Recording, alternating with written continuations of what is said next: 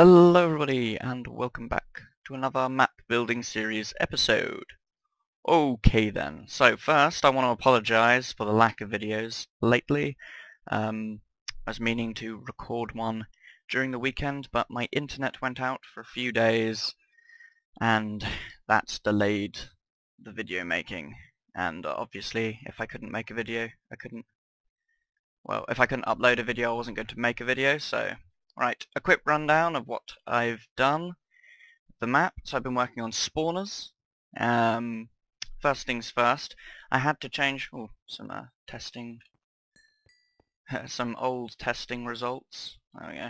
I had to change it so I didn't use pig spawners because the spawners wouldn't work in the function I wanted them to. So instead, I've got a item spawner up here, which spawns different quantities of copper, silver and gold. It spawn it over a wide area, so that's all working. Gold is pretty rare, but not incredibly rare. And silver is slightly less rare than gold, but more rare than copper, etc, etc. Where is it? These are the zombie spawners that we're about to test out. Here it is. Just this item spawner. This marker is... oops. This marker is destroyed. Damn. Sign. There we go. I'm playing in a different GUI scale than I'm used to. Yeah. This marker is so I can find this sort of chunk and then the spawners in the NBT editor I use. It's just a little tip for any map makers or potential map makers. Just put down a sign on or near it. That's called marker. And then the spawners will be near it in the NBT editor, depending on what NBT editor you use. I use NBT Explorer, works like a charm. Right, now, they're the zombies that we need to test out, but I've already made the skeletons down here, and I've got some of the zombie spawners saved up as well, so if we come down here, this is where I'm keeping them. Oh, almost died. Not good. So there's like a level 1 skeleton, which is actually this one, a level 2 skeleton, a level 3 skeleton, and a level 4 skeleton. Level 4 skeletons have full chainmail and have flame bows. I found that that's probably the best. And the zombies, because they already have more armor value than usual, they have leather armor. And they use axes as weapons. I think that's good enough. Let's set the time to night and the difficulty to easy. Difficulty normal, seems as we're going to be testing them. Okay, so let's wait for a couple to spawn. Now they do spawn quite quickly, but there's going to be multiple spawners. As the difficulty increases, more spawners will spawn from the master spawners, meaning that there'll be a greater quantity of zombies. I might up the spawn count of the lower end zombies anyway, to make it so it's a little bit more challenging for the player, because the idea of zombies is they're always meant to swarm. I do apologise about my voice. It's a little bit raspy because I've had a little bit of a throat problem as well, but I really wanted to get the recording done today, so... Okay, let's switch to survival mode and test these bad boys out, shall we? Right, this is a level 3. Okay, survives quite a few hits. Ooh. Dropped its boots. I allowed these things to drop their various weapons because I saw no harm in doing it, really. I mean, they're going to be damaged and they're not enchanted for the zombies, so... You can even get the enchanted stuff for the skeletons. I've tested the skeletons and the level 4 ones. I advise, unless you're next to water, you fight them with a bow and arrow. Now, I've given the zombies at a higher level a speed boost. Please say that this is a level 4. Yes, it is. It's got... Okay, so this should be able to follow me more easily. So let's aggro a couple of these zombies. There we go, that was easy. God, that's really scary how they just mass. So the level 4 zombie should be faster. It's not that much faster. Okay, so what I think I'm going to do is I'm going to increase the speed of the level 3 zombies slightly. And I'm going to increase the speed of the level 4 zombie to speed. Yeah, I'm going to need to increase the speed of it. Oh well. Okay, so that's the zombies and the skeletons and the mobs looked at. I just wanted to cover that quickly. What we're going to be mainly doing today is designing the sort of sky spawning UFO thing. It's going to be really high in the air, so it's not going to be very visible anyway, but I want it to look good because things that are in my maps need to look good. Oh, and this is just an end portal because I've been fighting the Ender Dragon so much that I just decided to put this portal here so I could get in to the actual end whenever I needed to. Yeah. Right, so I'm going to change this back to its normal settings, set myself down here, and I will see you in the other test world so we can build the thing. Alright everyone, we're here, back in the test world. Over here, I've got some of the... it's been pretty slow. I'm not updated to 1.5.1 yet. I'm staying in 1.5, and I think I need to switch to 1.5.1 quickly because some of these issues really annoying. Yeah, these are the spawner chances that I used. All of these numbers add up to 100, so they're all the number you see is percentage. So there's a 2% chance of, I think this is a 2 gold drop, and this is a 1 gold drop. Yeah. And then there's 1, 2, and 3 silver, and 1, 3, and then I think 5 or 4 copper. These ones are more common because obviously, you know, they're copper. Cheap. Cheap, cheap, cheap. Alright, so this is what I have.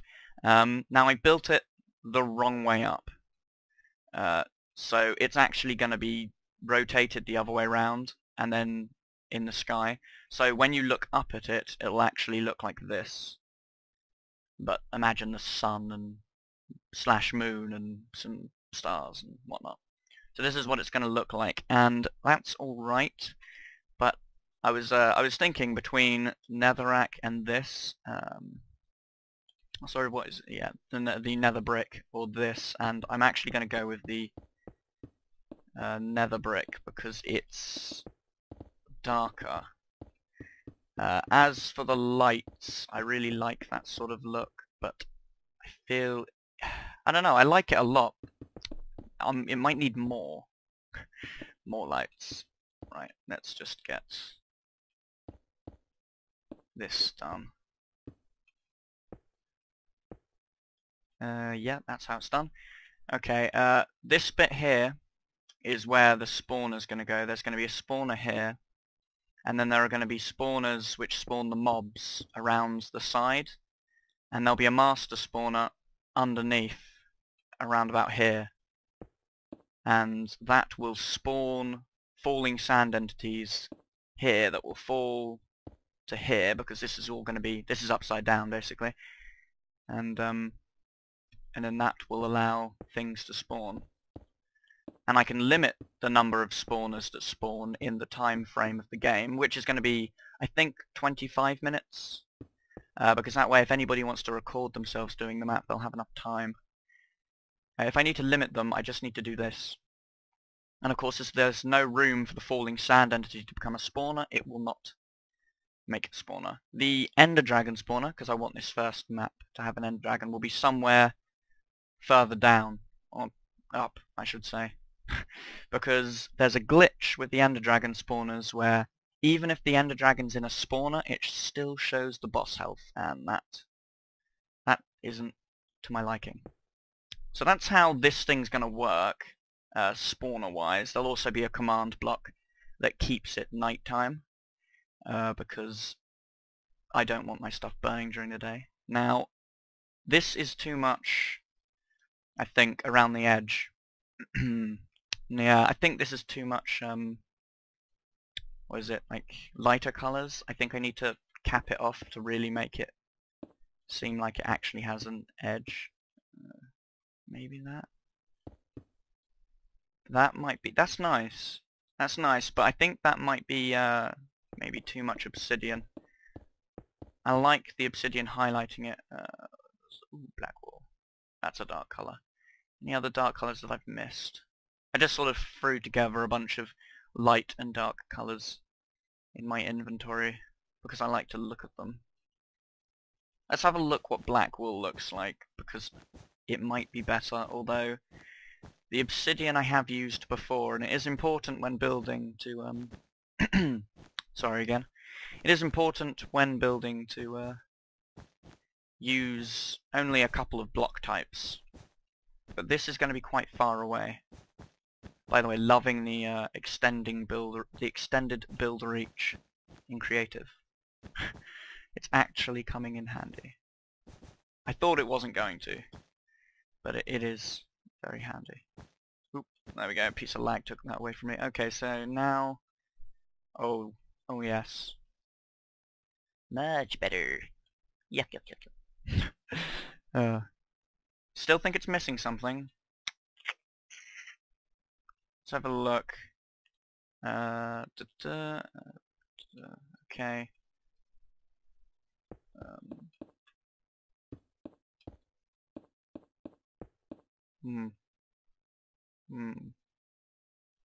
I think that'll help round it more maybe if we do those, but I don't know if putting them in these locations is the best.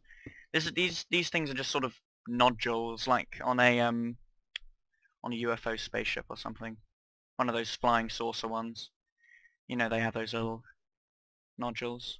Or at least they do on, like, you know, the TV programs and such.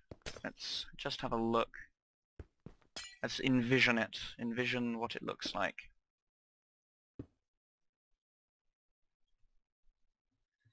Looks a bit too flat.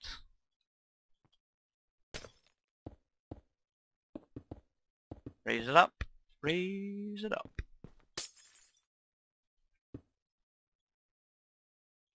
That doesn't really change it at all. Because, I mean, we're going to be viewing it from up here and... No, I don't think I'll raise it. I'll just have it at the same level. Or actually...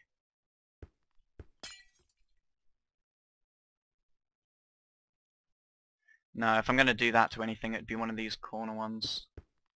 Oh good, it does light from the... yeah, okay, so what I'm going to do then is... Oops, didn't mean to break that bottom one.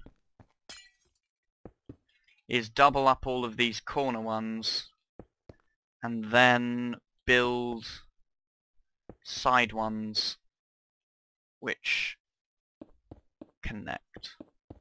So I'm just going to do that quickly and we'll see it when it's done.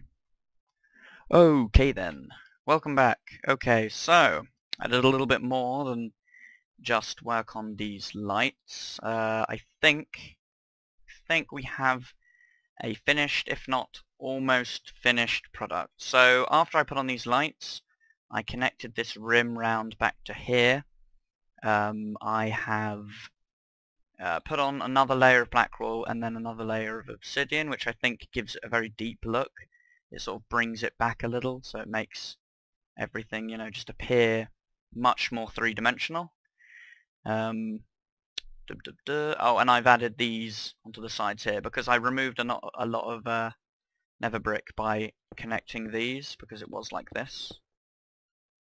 So because I've connected there, I decided to pull this back here so it's almost like an arrowhead pointing into the center, and I think it looks pretty darn good. There is one change I want to try out because of how dark it makes it look underneath. Most of the game is going to happen during the night, or at least on this map it's going to be mostly during the night. If the whole thing will probably be in night, and because of that I need to make this look well, the change I'm about to make might not actually change anything. If we get these ender portal frames, because these are transparent blocks like glass, and we put them inside here, technically they let light through, so it will be the same as daytime. However, it does mean including a new texture into the block type. But I think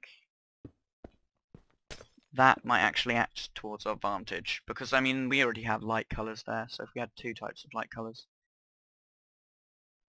yeah, I don't think that's too bad. However, I would want to extend it a little. No, not there, because that interferes with... How about if we just put them back here on them?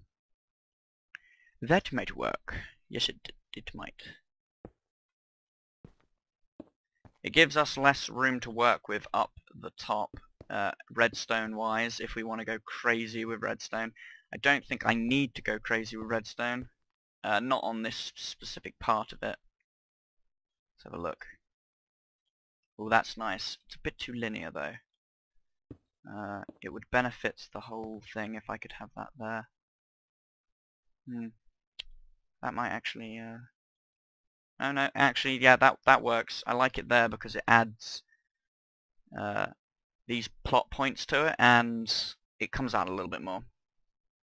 Yeah. So I think I'm going to keep those in the corner. Remember to leave a comment if you don't think that these are adding anything to it. I mean, I don't think it's too important to have these corner ones in there. Might not even be important to have those inner ones. But I don't think it makes... I think they stand out a lot, but I don't think that's a bad thing. I don't know. Certainly it seems to add more texture to it. It sort of brings out the detail. Yeah, that definitely looks very sort of... going to use a word that doesn't exist. Texturous. Yeah. Might even benefit with some in the corners here. Coming out. Yeah.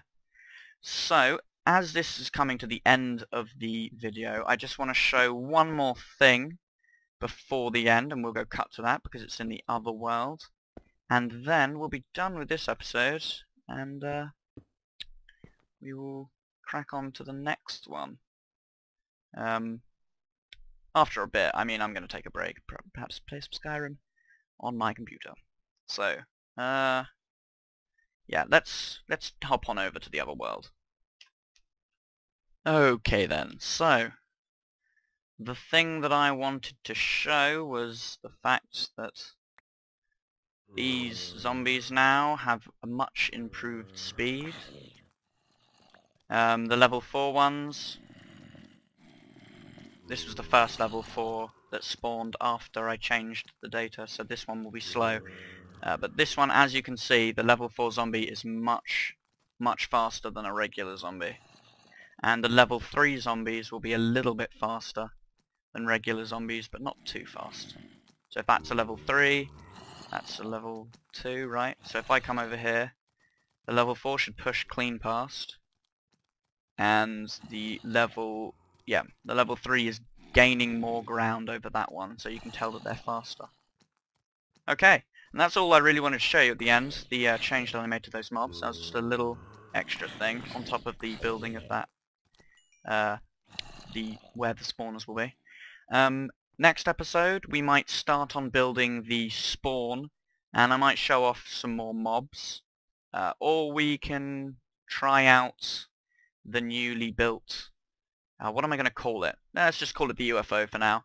We can try out the newly formed UFO and do a little spawn building, because it's important that I start building the actual parts of the map and not just playing around with fast zombies and all of that. So, this episode's gone on long enough. I shall see you guys next time.